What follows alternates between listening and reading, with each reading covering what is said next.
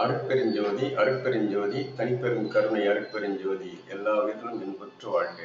வள்ளல் மலரடி வாழ்க வாழ்க. மெய்யன்பர்களே, உங்கள் அனைவரையும் அகமகிழ்வோடு சந்தித்து இந்த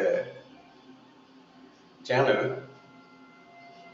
கற்பனை உணர்ச்சிகளை தூண்டக்கூடிய நிகழ்வு, பொழுதுபோக்கு அம்சம் துறந்து, அதாவது அது அல்லாமல் இறைத்தன்மை என்று சொல்லக்கூடிய மெய்த்தன்மை, ஃபேக்ட் என்று சொல்லக்கூடிய உண்மைத்தன்மை, இதை பற்றி ஆராயக்கூடிய நிலையிலே இப்பொழுது நாம் பயணப்பட இருக்கிறோம். இன்று நாம் காண இருப்பது ஆழம் தெரியாமல் காலை விடாதே என்ற சொல்லுக்கு என்ன பொருள் என்பது பற்றியும், இதனுடைய ஆழ்ந்த கருத்தை பற்றியும் ஆராய்ந்து வள்ளல் பெருமான் என்ன சொல்லியிருக்கிறார், அவை பெருமான் என்ன சொல்லியிருக்கிறார், அழகு அணி சித்தர் என்ன சொல்லியிருக்கிறார் என்பதை பற்றி இப்பொழுது நாம் ஆராய இருக்கிறோம். நண்பர்களே, ஆழம் தெரியாமல் காலை விடாதே என்றால், கால் என்பது இங்கு காற்று, சுவாசம். இந்த சுவாசத்தை தான் கால் கால் என்கிறார்கள். அந்த கால் என்பது காற்று என்று சொன்னேன். ஆழம் தெரியாமல் காலை விடாதே என்றால், அந்த காலை விடும்போதும் உள் இழுக்கும் போதும் அங்கே ஒரு சூத்திரம் இருக்கிறது. அந்த சூத்திரத்தை நமது ஞான பெருமக்கள் நமக்கு வகுத்து கொடுத்திருக்கிறார்கள். அந்த சூத்திரத்தின்படி நமது இந்த சுவாசம் என்று சொல்லக்கூடிய கால், இதை நாம் பயன்படுத்தினால், உபயோகப்படுத்தினால் இறைவன் என்று சொல்லக்கூடிய ஆழ்நிலையை நாம் உணர முடியும். அதை நோக்கித்தான் ஆழம் தெரியாமல் என்றால், ஆழம் தெரிய வேண்டும் என்றால், இறைவன் ஆழம் தெரிய வேண்டும் என்றால், அந்த கால் என்று சொல்லக்கூடிய சுவாசத்தை உபயோகப்படுத்தும் போது அங்கே இறைநிலை தெளிவாகும். நாம் ஆழம் தெரியாமல் காலை விடுவது என்பது ஒரு தவறான கண்ணோட்டத்தில் பார்க்கிறோம். அதாவது ஆற்றில் இறங்கும் போது, காலை விடும்போது அதன் ஆழம் அறியாமல் உள்ளே சென்று விடாதே என்று பொருளோடு நாம் உலகில் பார்க்கிறோம். அது கூட ஒரு பொருளாக கூட இருக்கலாம். நாம் இந்த உலகிலே காலின் நிலை அறியாமல் மூழ்கி விடுகிறோம். உலகிலே இந்த காலின் நிலை அறிந்தால் இறைநிலை அறிய முடியும். அதுதான் இங்கே தத்துவம். இதை பற்றி நம் வள்ளல் பெருமான் என்ன சொல்கிறார் என்றால், அதாவது இந்த உடல் எப்போது மறக்கும் என்றால், இந்த கால் என்கின்ற நிலையை சூத்திரத்தோடு உபயோகப்படுத்தும் போதுதான் இந்த உடல்நிலை நமக்கு மறந்து இறைநிலை தெளிவாகும். அவர் சொல்கிறார், தனு கரணாதிகள் தாம் கடந்து அடியுமோர் அனுபவமாகிய அருட்பெருஞ்சோதி. தனு என்பது இந்த உடல், கரணாதிகள் என்பது பஞ்ச இந்திரியங்கள்.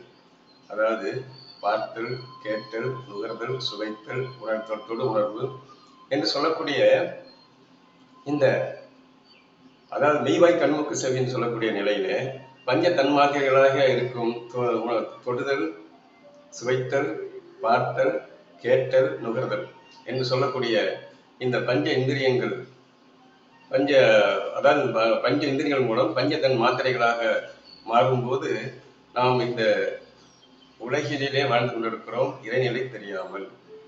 இந்த கால் என்று சொல்லக்கூடிய காற்றினை நாம் சூத்திரத்தோடு உபயோகப்படுத்தும் போது அங்கே தனு கரணாதிகள் தாம் கடந்து என்கிறார்.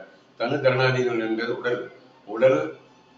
உடலின் கரணாதிகள் என்று சொல்லக்கூடிய இந்த பஞ்ச தன் மாத்திரைகள் மறந்து கடந்து அறியுமோர் அனுபவம் தான் இங்கே அருட்பெருஞ்சோதிய நிலையை உணர முடியும்.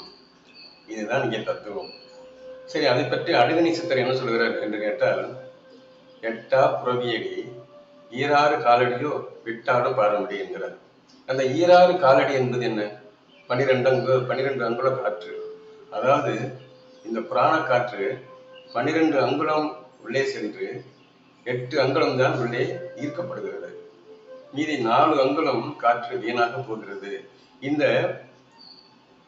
4 அங்குலமும் உள்ளே தகனமாகிவிட்டால் அங்கே இறைநிலை தெளிவாகும். உள்ளே இருந்து தகனம் செய்ய வேண்டும்.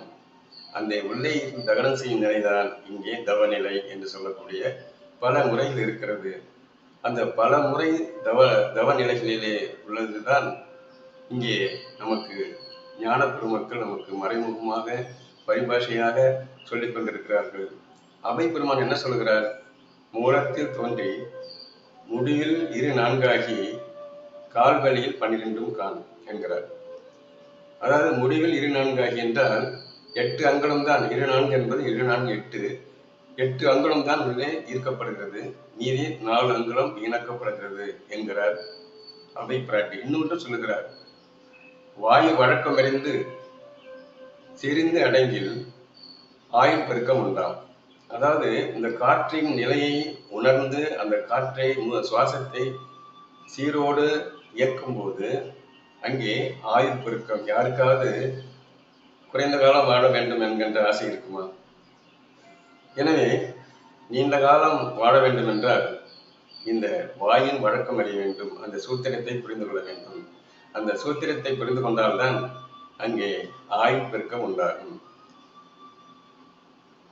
அதாவது இந்த சுவாசத்தின் மூலம் சுழுமுனை என்று சொல்லக்கூடிய நிலை நெற்றி பூர்வத்திலே நமக்கு திருச்சிற்றம்பலமாக இறைவன் அமர்ந்து நடனமாடிக்கொண்டிருக்கிறான். அந்த நடன நிலை உணர வேண்டும் என்றால் இந்த காற்று நிலையை உணர்ந்து நாம் உள்ளே இழுப்பதும் வெளியே விடுவதும் என்று சொல்லக்கூடிய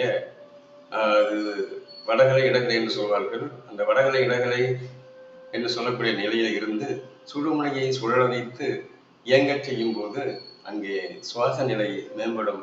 சுவாச நிலை மேம்படும் போது அங்கே ஒரு சீர்மை ஏற்படும். அந்த சீர்மை ஏற்படும் போது அங்கே இந்த கால் என்று சொல்லக்கூடிய காற்றின் சுவாசத்தின் ஆழம் தெரியும். அந்த ஆழம் தெரிந்து விட்டால் நமக்கு இந்த இறைநிலை தெளிவு உண்டாகும். இதுதான் இங்கு சொல்லக்கூடிய விளக்கம்.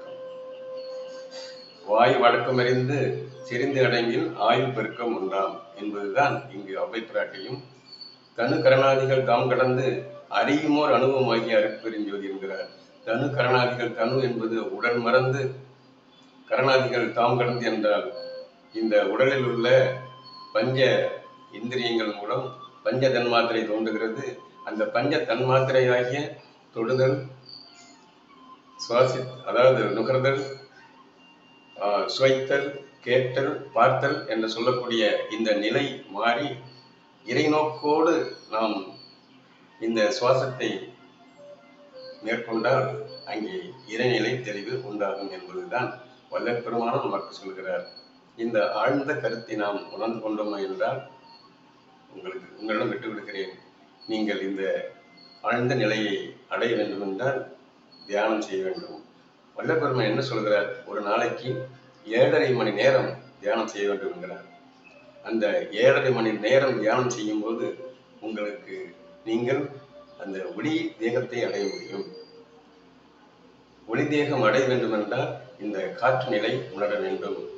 இந்த காற்றின் ஆழம் ஆழ்நிலை புரிய வேண்டும். அதனால்தான் ஆழம் தெரியாமல் காலை விடாதே.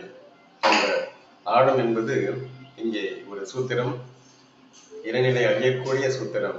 அந்த தெளிவான ஆழ்நிலையை தெரிந்து கொண்டு, இந்த ஆழ்நிலையில் உள்ள இறைநிலையை புரிந்து கொண்டு இறை நிலை அடைய வேண்டும் என்று எண்ணி, இறை விளக்கம் பெற வேண்டும் என்று எண்ணி இந்த காலின் மூலம் இறைக்கலப்பு பெற்றால் நமக்கு இந்த ஞானபெருமக்கள் அருளிய கருத்துக்கள் தெளிவாக புரியும் என்று கூறி, இந்த ஆழம் தெரியாமல் காலை விடாதே என்று சொல்வதற்கு இதுதான் பொருள் என்று சொல்லி வள்ளல் பெருமானையும் ஞான பெருமக்களையும் வாழ்த்தி வணங்கி இந்த சிறிய உரையை நிறைவு செய்கிறேன். மீண்டும் சந்திப்போம்.